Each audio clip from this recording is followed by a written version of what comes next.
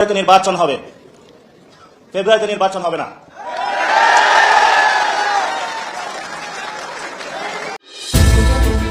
রাজনৈতিক দলগুলোর সঙ্গে একের পর এক সংলাপ করছে ঐক্যমত্য কমিশন। একই সঙ্গে নির্বাচন কমিশনও চালাচ্ছে বৈঠক ও আলোচনা। দর্শক, ত্রয়োদশ জাতীয় নির্বাচন নিয়ে বোধহয় সংকট এবার চরমভাবে ঘনীভূত হলো। আদালতে রিট করা হলো যেন এই নির্বাচন না হতে পারে। কথা শোনার জন্য আমি জানি সারা দেশের বিএনপি নেতাকর্মীদের, যারা প্রকৃত অর্থেই বিএনপির সমর্থক, নিবেদিত প্রাণকর্মী নেতা এবং অন্যান্য রাজনৈতিক দলও যারা সুস্থ ধারা রাজনীতি করেন এবং সেই সঙ্গে যারা রাজনীতি করেন না, বাংলাদেশের নাগরিক, সবারই কম বেশি মন খারাপ। দেশের একজন অত্যন্ত গুরুত্বপূর্ণ নেত্রী, জাতীয় নেত্রী বেগম খালেদা জিয়া ভীষণ রকমের অসুস্থ দীর্ঘদিন। প্রিয় দর্শক, আবারও হাজির হলাম নতুন একটি নিউজ নিয়ে। প্রিয় দর্শক, বেগম খালেদা জিয়ার শারীরিক অবস্থা খুবই অবনতি। তারই ধারাবাহিকতায় আমরা কয়েকটি ভিডিও নিয়ে এসেছি। আপনারা ভিডিওগুলো ধারাবাহিক দেখলে বুঝতে পারবেন বেগম খালেদা জিয়ার এই মুহূর্তে কি পরিস্থিতি।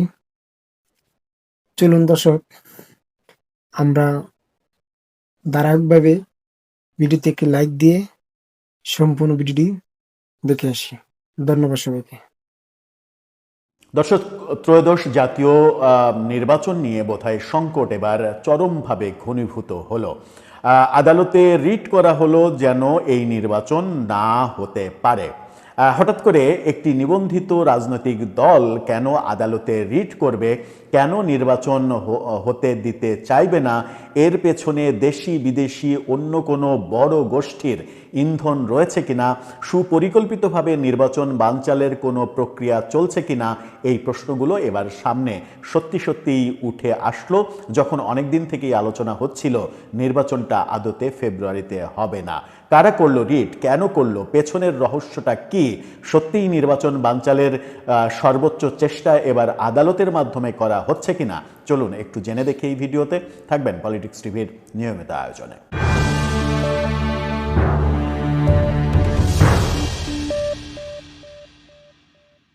দর্শক, বলছিলাম ত্রয়োদশ জাতীয় সংসদ নির্বাচন যখন ফেব্রুয়ারির 8 থেকে 12 তারিখের মধ্যে হবে, এটা নির্বাচন কমিশন জানিয়ে দিয়েছে।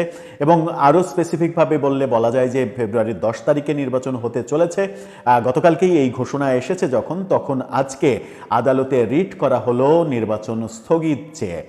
নির্বাচন বানচালের সর্বোচ্চ চেষ্টাটা এবার বোধহয় প্রকাশ্যেই চলে আসলো। কিন্তু যারা রিট করলো তাদের পেছনে বড় কোনো শক্তি আছে কিনা, কিংবা সরকারেরই কোনো ধরনের ইন্ধন আছে কিনা, সেই সন্দেহ কিন্তু তৈরি হচ্ছে নানাভাবে। বিবিসি বাংলা ব্যাপারটা নিশ্চিত করছে। বিবিসির শিরোনামটা দেখলেই বুঝতে পারবেন। সেখানে বলা হচ্ছে ত্রয়োদশ জাতীয় নির্বাচন স্থগিত চেয়ে হাইকোর্টে রিট। কারা রিট করেছে, খবরের বিস্তারিত যদি যাই তাহলে আমরা দেখতে পারি যে ত্রয়োদশ জাতীয় সংসদ নির্বাচন আয়োজনের পরবর্তী সব কার্যক্রম স্থগিত চেয়ে রিট আবেদন করা হয়েছে। বাংলাদেশ কংগ্রেস, এই দলটির মহাসচিব আইনজীবী মোহাম্মদ ইয়ারুল ইসলাম হাইকোর্টের সংশ্লিষ্ট শাখায় আজকে রিট করেছেন। বাংলাদেশ কংগ্রেস দল বিচারপতি শিকদার মাহমুদুর রাজি এবং বিচারপতি রাজিউদ্দিন আহমেদের সমন্বয়ে গঠিত হাইকোর্ট বেঞ্চে আগামী সপ্তাহে এই রিটের উপরে শুনানি হবে, তিনি জানিয়েছেন ইয়ারুল ইসলাম। ইতিমধ্যে অন্তর্বর্তী সরকার ঘোষণা করেছে আগামী বছরের ফেব্রুয়ারির প্রথমার্ধে একই দিনে জাতীয় সংসদ নির্বাচন এবং গণভোট হবে। প্রধান নির্বাচন কমিশনার সিইসি তিনিও জানিয়েছেন যে নির্বাচন ফেব্রুয়ারির 8 থেকে 12 তারিখের মধ্যে হবে। এবং গতকালকে ইসি সদস্য আনোয়ারুল তিনি জানিয়েছেন যে ফেব্রুয়ারির 8 থেকে 12 তারিখের মধ্যে, আরও স্পষ্ট করে বললে 10 তারিখ মঙ্গলবার হচ্ছে, সেই দিন নির্বাচন হওয়ার সম্ভাবনা বেশি। এখন আগামী সংসদ নির্বাচন আয়োজনের পরবর্তী সব কার্যক্রম স্থগিত চেয়ে বাংলাদেশ কংগ্রেস, এই দলটি যখন আবেদন জানালো তখন প্রশ্ন আসছে কেন তারা আবেদন জানালো। তার আগে বাংলাদেশ কংগ্রেস, এই দলটির কি নিবন্ধন আছে, চলুন একটু সেটা জেনে দেখি। এই দলটি আমরা নির্বাচন কমিশনের ওয়েবসাইটে ঢুকে দেখেছি যে এই দলটি নিবন্ধিত দল এবং নির্বাচন কমিশনে নিবন্ধিত দলের 44 নম্বর সিরিয়ালে এই দলটির নাম রয়েছে বাংলাদেশ কংগ্রেস। সেই নির্বাচন কমিশনের ওয়েবসাইটের দৃশ্যটা আপনারা দেখে নিতে পারেন। সেখানে বলা হচ্ছে তাদের প্রতীক হচ্ছে ডাব। ডাব মার্কায় নিবন্ধন পায় তারা মে মাসের 9 তারিখে 2019 সালে নিবন্ধিত এই দল, অর্থাৎ আওয়ামী লীগের আমলে এই দলটি নিবন্ধিত হয়েছে, ডাব মার্কায় নিবন্ধিত হয়েছে। এই নিবন্ধিত দলটা হাইকোর্টে রিট করলো এবার যে তারা নির্বাচনের সমস্ত কার্যক্রম স্থগিত চায়। এই প্রসঙ্গে রিটকারী তিনি জানিয়েছেন যে বেশ কিছু মতামত জানিয়েছেন যে কেন কি কারণে স্থগিত চায়। তার মধ্যে একটা বড় কারণ তিনি বলেছেন যে নির্বাচন কমিশন সবসময়ই নির্বাচনের সময় আমরা দেখে আসছি যে নির্বাহী বিভাগকে নির্বাচনের কাজের সবথেকে বড় দায়িত্বটা দেয়, অর্থাৎ ডিসিরা রিটার্নিং কর্মকর্তা হন আর ইওনোরা সহকারী রিটার্নিং কর্মকর্তা হন। সেটা কোনোভাবেই করা যাবে না, নির্বাহী বিভাগে সরকারের নির্বাহী বিভাগের উপরে ভরসা করা যাবে না। নির্বাচন কমিশনের যে জেলা কর্মকর্তা, জেলা নির্বাচন কর্মকর্তা, তাকে রিটার্নিং কর্মকর্তা বানাতে হবে এবং উপজেলা নির্বাচন কর্মকর্তাকে সহকারী রিটার্নিং কর্মকর্তা, অর্থাৎ নির্বাচনের মূল দায়িত্ব জেলা নির্বাচন কর্মকর্তা এবং উপজেলা নির্বাচন কর্মকর্তা তাদেরকে দিতে হবে। কোনোভাবেই সরকারের নির্বাহী বিভাগকে নির্বাচনের সঙ্গে নির্বাচনের মূল দায়িত্বে দেওয়া যাবে না, এরকম মতামত তিনি ব্যক্ত করেছেন। এটা সহ বেশ কিছু চাহিদা রয়েছে যে এগুলোর ব্যত্যয় ঘটছে, এগুলোর ব্যত্যয় ঘটাচ্ছে নির্বাচন কমিশন, সেই কারণেই তিনি নির্বাচন স্থগিত চেয়েছেন, নির্বাচন হতে দিতে চান না তিনি। নির্বাচন স্থগিত ব্যাপারে এনসিপি নেতা নাহিদ ইসলাম আবার আজকে মন্তব্য করেছেন। কালবেলায় তাকে নিয়ে শিরোনামটা দেখে নিতে পারেন। সেখানে তিনি বলছেন নির্বাচনের কার্যক্রম স্থগিত চেয়ে রিট নাহিদের প্রতিক্রিয়া। সেখানে তিনি বলেছেন ত্রয়োদশ জাতীয় সংসদ নির্বাচনের কার্যক্রম স্থগিত চেয়ে হাইকোর্টে করা রিটের বিষয়ে প্রতিক্রিয়া জানিয়েছেন নাহিদ ইসলাম। এই রিটের মাধ্যমে আদালতকে ব্যবহার করা হচ্ছে বলেও তিনি মন্তব্য করেন। নাহিদ ইসলাম বলেন নিজ প্রতীকে ভোট সংক্রান্ত আরপিও সংশোধনীকে সাধুবাদ জানায় এনসিপি। এই সংস্কার বাতিলে চাপ প্রয়োগ করা হচ্ছে, সেটির নিন্দা জানাচ্ছি। এটি নিয়ে রিট করে আদালতকে ব্যবহার করা হচ্ছে, আইনিভাবে ইসিকে লড়াই করতে বলেছে। অর্থাৎ ওই জোট করে যারা ভোট করবে তারা যে কোনো একটা দলের, বড় দলের নির্বাচনী প্রতীক নিয়ে ভোট করতে পারবে না, নিজের নিজের দলের প্রতীক নিয়ে ভোট করতে হবে। সেই ব্যাপারটাও এই রিটে, যে নির্বাচন স্থগিতের যে রিট করা হয়েছে সেই রিটে বলা হয়েছে যে এই নির্বাচন কমিশনের এই আইনও বাতিল করতে হবে। এখন তিনি বেশ কিছু কথা বললেন যে এই কারণে তিনি রিট করেছেন, কিন্তু মূল কথা হচ্ছে নির্বাচন পেছানোর কিংবা নির্বাচন বাতিল করা কিংবা নির্বাচন স্থগিত করার এই যে রিটটা হলো, এর পেছনে সুদূর প্রসারী বড় ধরনের কোনো পরিকল্পনা কিংবা বড় কোনো শক্তি পেছনে আছে কিনা, বাংলাদেশ কংগ্রেসকে সামনে রেখে পেছনে অন্য কোনো শক্তি আছে কিনা, সেটাই এখন বড় ব্যাপার। নাহিদ ইসলাম যে মন্তব্য করেছেন, আমরা দেখেছি যে গত কয়েক মাস না, গত 15-16 মাস ধরে একটা আলোচনা হচ্ছে যে এই সরকারকে 5 বছর 10 বছর ক্ষমতায় দেখতে চায় কোনো পক্ষ, কোনো রাজনৈতিক। আমি জানি সারা দেশের বিএনপি নেতাকর্মীদের যারা প্রকৃত অর্থেই বিএনপির সমর্থক, নিবেদিত প্রাণকর্মী নেতা এবং অন্যান্য রাজনৈতিক দলও যারা সুস্থ ধারা রাজনীতি করেন এবং সেই সঙ্গে যারা রাজনীতি করেন না, বাংলাদেশের নাগরিক, সবারই কম বেশি মন খারাপ। দেশের একজন অত্যন্ত গুরুত্বপূর্ণ নেত্রী, জাতীয় নেত্রী বেগম খালেদা জিয়া ভীষণ রকমের অসুস্থ। দীর্ঘদিন যাবৎ তিনি অসুস্থ, দীর্ঘদিন তিনি কারাভোগ করেছেন, শরীর মনের উপর দিয়ে অনেক স্ট্রেস যাচ্ছে তার, এবং তার অবস্থা অত্যন্ত সংকটাপন্ন। দেশের বাইরে নিয়ে যাওয়ার চেষ্টা হচ্ছে। সঙ্গত কারণেই সবার খুব মন খারাপ।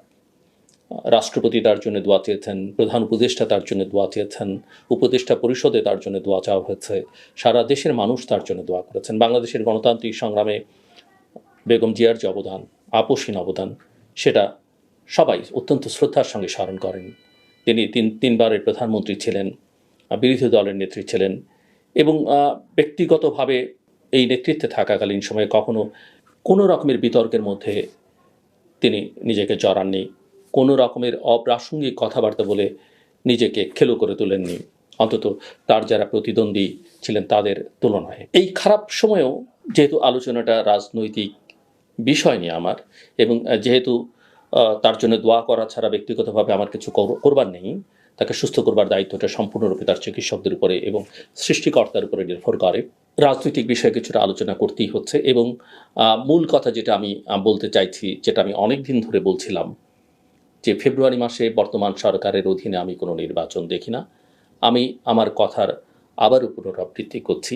আমি বরাবরই বলে এসেছি যদি কোনো নির্বাচন হয় সেটা একটা ফার্সিক্যাল ইলেকশন হবে, সেটা হয়তো 2014, 18 বা 24 কিংবা তারও পেছনে যদি যাই 1996 সালের ফেব্রুয়ারি কিংবা 1986, 1988-র মতো একটা নির্বাচন হবে। এবং আদতেই আমি এখন আর কোনো নির্বাচন দেখি না। অনেকে অবাক হতে পারেন কেন আসলে দেখি না। যারা অবাক হন আমি আসলে তাদের কাছে পাল্টা প্রশ্ন ছুড়তে চাই, কেন আপনি নির্বাচন দেখেন, কোন বিবেচনায় দেখেন, নির্বাচনের কি প্রস্তুতি আছে, সরকারের কি সদিচ্ছা আপনি দেখতে পান, রাজনৈতিক দলগুলোর মধ্যে নির্বাচন কেন্দ্রিক কী ধরনের তৎপরতা আপনি দেখতে পান। হ্যাঁ, অনেকেই বলতে পারেন যে বিএনপি তো নির্বাচনের ট্রেনে উঠে গেছে। আমি বরাবর বলে এসেছি যে নির্বাচনটা আসলে অনেক আগেই হয়ে যাওয়া উচিত ছিল, কারণ গত 14 মাসের দেশের অর্থনীতি, রাজনীতি যেভাবে ক্ষতিগ্রস্ত হয়েছে, নিরাপত্তা যেভাবে সংকটের মুখে পড়েছে, এই নির্বাচন অনেক আগেই হয়ে যেতে পারত। এবং আমি একথাও বলেছি যে ডিসেম্বরের মধ্যে আসলে নির্বাচনটা হওয়া উচিত ছিল এবং বিএনপির আসলে এখান থেকে ফেরা উচিত হয়নি, মানে এখান থেকে শিফট করা উচিত হয়নি। যে কারণেই লন্ডনে যখন প্রধান উপদেষ্টার সঙ্গে বিএনপির ভারপ্রাপ্ত চেয়ারম্যানের, তখনই আমি বলেছিলাম যে বিএনপি ট্র্যাপড এবং তারেক রহমান ভালনারেবল। আমার ভিডিও বা ব্লগের শিরোনাম এটা ছিল, আপনাদের স্মরণ থাকবার কথা। আজকেই আপনারা দেখেছেন যে সামাজিক যোগাযোগ মাধ্যমে বিএনপির ভারপ্রাপ্ত চেয়ারম্যান একটা স্ট্যাটাস দিয়েছেন, তার মায়ের জন্য দোয়া, তার মায়ের জন্য যারা চিকিৎসক সহ অন্যদেরকে ধন্যবাদ, কৃতজ্ঞতা, প্রধান উপদেষ্টাকে ধন্যবাদ, এগুলো আছে। কিন্তু ওই বিবৃতির শেষ প্যারাটি অত্যন্ত গুরুত্বপূর্ণ। অনেক দিন ধরেই এই প্রশ্ন, এই আলোচনা আমরা শুনছি, তিনি আসবেন, তার দলের নেতারা বলছেন, বিশেষ সময় বেঁধে দিচ্ছেন, বিশেষ দিনের কথা তারা বলছেন, কিন্তু মিস্টার রহমান দেশে ফিরছেন না। কিন্তু আজকে প্রথমবারের মতো তিনি পরিষ্কার করলেন তার এই ফেসবুক স্ট্যাটাস দিয়ে যে তিনি কেন আসছেন না। তার মূল বক্তব্য হচ্ছে যে তার বাংলাদেশে ফেরাটা তার নিজের ইচ্ছার উপর নির্ভর করে না, এমন কিছু বিষয় আছে যেটা অন্যের দ্বারা নিয়ন্ত্রিত। এবং তার বক্তব্য আরও একটা বিষয় আছে যে সব কিছু তিনি প্রকাশ করতে পারছেন না। এবং শেষ লাইনটি হচ্ছে এই যে রাজনৈতিক